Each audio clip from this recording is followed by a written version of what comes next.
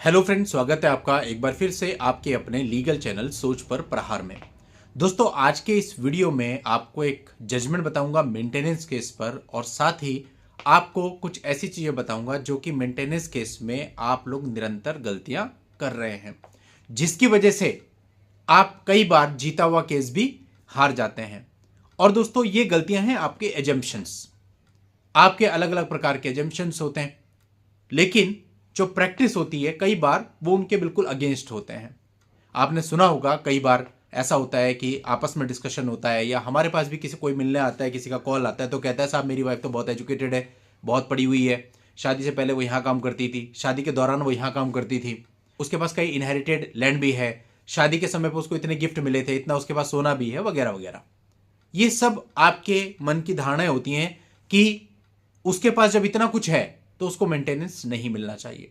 लेकिन ये इतनी सारी बातें जो मैंने आपको बताई, इन सब में से कुछ को या सबको ओवरऑल कोर्ट किस प्रकार से देखता है, क्या वास्तव में इनमें से कुछ चीजें ऐसी हैं जिनके आधार पर उसका मेंटेनेंस खत्म हो सकता है।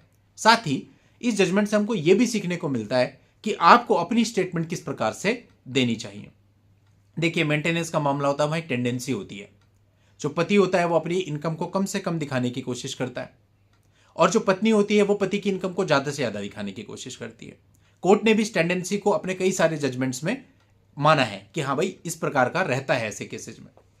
अब पति के केस में क्या होता है, या तो अपनी इनकम को कम करके दिखा देता है, या कुछ मामलों में तो वो सीधा सीधा अपने आप को बेरोजगार ही बता देता है।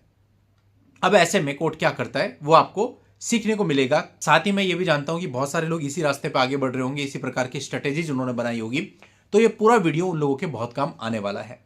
वीडियो में आगे बढ़ने से पहले आप सब लोगों से रिक्वेस्ट है कि अगर अभी तक भी चैनल को सब्सक्राइब नहीं किया है तो फटाफट से चैनल को सब्सक्राइब करके नोटिफिकेशन बेल पर जरूर क्लिक कर दें, क्योंकि इस चैनल पर इस प्रकार के वीडियोज मैं आपके लिए निरंतर लाता रहता हूं। देखिए, इस मामले के अंदर पत्नी को 50,000 रुपए per month entry maintenance grant हो गया था। पति ने इसको चैलेंज किया था सेशन कोर्ट में, लेकिन सेशन कोर्ट ने भी इस ऑर्डर को बरकरार रखा।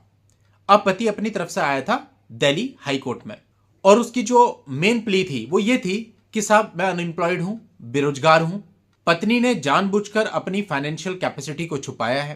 उसके पास सफिशिएंट अर्निंग सोर्स है, उसके पास मल्टीपल प्रॉपर्टीज और इन्वेस्टमेंट्स हैं। अब दोस्तों, ये देखना था कोर्ट को कि पति की बात में, पति की जो दलीलें हैं उसमें कुछ दम है कि नहीं। पति ने अपनी इनकम को यहां पे बिल्कुल नील बता दिया था, यानी खुद को बेरोजगार दिखा दिया था। अब दोस्तों, बाकी की चीजें भी आपकी स्टेटमेंट को सपोर्ट करनी चाहिए। इसीलिए मैं कहता हूं कि मेंटेनेंस केस में स्टेप रखने से पहले आपको रणनीति बनानी होती है। अब आपने कहा मैं बेरोजगार हूं, तो हर चीज आपके कथन को सपोर्ट करे। इस मामले में क्या था, कोर्ट ने उसकी जो पुरानी इनकम टैक्स रिटर्न थी, असेसमेंट ईयर 2019 और 20 की, उसको देखा, उसका अवलोकन किया। उसमें उसकी इनकम लगभग 9,12,000 रुपए थी। जब उसकी बैंक स्टेटमेंट्स का अवलोकन किया गया तो वहां पर मल्टीपल रिपीटेड ट्रांजेक्शन्स दिखी 2 कंपनियों के नाम से। इसके साथ ही कुछ फोटोग्राफ भी फाइल पर पेश किए गए थे जिसमें उसकी लेविश लाइफस्टाइल नजर आ रही थी। यानी तीनों चीजें उसके कथन को सपोर्ट नहीं कर रही हैं।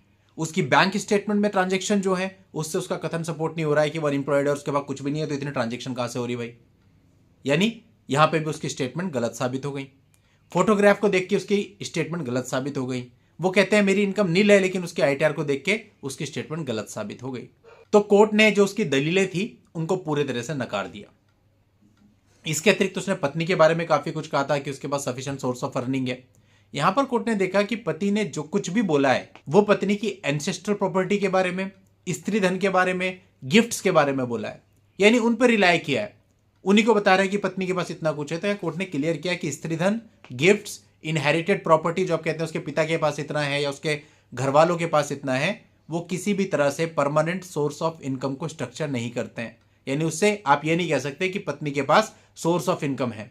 इवन कोर्ट ने यहां तक कहा कि यदि पत्नी एजुकेटेड है भी और उसके पास कुछ सोर्स ऑफ अर्निंग है भी, तब भी वो अपने मेंटेनेंस पाने के अधिकार से डिसएंटाइटल नहीं हो जाती। यानी सीधी सी बात है कि अगर आप अपने को बेरोजगार बता रहे हो तो आपकी सारी चीजें आपके कथन को सपोर्ट करें। दूसरा, यदि आप पत्नी की कोई इनकम बता रहे हो तो उसकी एक्चुअल इनकम होनी चाहिए। आप उसके पिता की इनकम या उसके ब्रदर की इनकम या उसकी सिस्टर की इनकम पर रिलाय नहीं कर सकते। तो इस जजमेंट से हमें काफी कुछ सीखने को मिलता है। तो इसलिए कोर्ट में आप अपनी तरफ से अपनी जो भी इनकम बताते हैं वो इस आधार पर बताइए कि आपके सारे डॉक्यूमेंट्स भी उसका समर्थन कर सकें, तब तो कोर्ट उसको मान लेगा, अदरवाइज मुश्किल हो जाएगा। अब देखिए, बेरोजगार बताया, उसके बावजूद भी 50,000 रुपए का मेंटेनेंस लग गया, जिसे सेशन कोर्ट ने भी बरकरार रखा, और जब वो दिल्ली हाई कोर्ट में आया तो दिल्ली हाई कोर्ट ने भी बरकरार रखा। तो फायदा क्या हुआ? कुछ भी नहीं। नीचे से लेके आप ऊपर तक चले गए, फायदा बेनिफिट कुछ भी आपको नहीं मिला। दोस्तों, इस पूरे मामले को जानने के लिए आप इस वीडियो के नीचे डिस्क्रिप्शन में जा सकते हैं, वहां मैं इसका लिंक दे दूंगा, वहां जाके आप इस पूरे मामले को जान सकते हैं। आज की इस वीडियो में इतना ही। नेक्स्ट वीडियो में नई जानकारी के साथ मैं आपसे फिर मिलता हूं। तब तक के लिए goodbye and thank you for watching. Take care.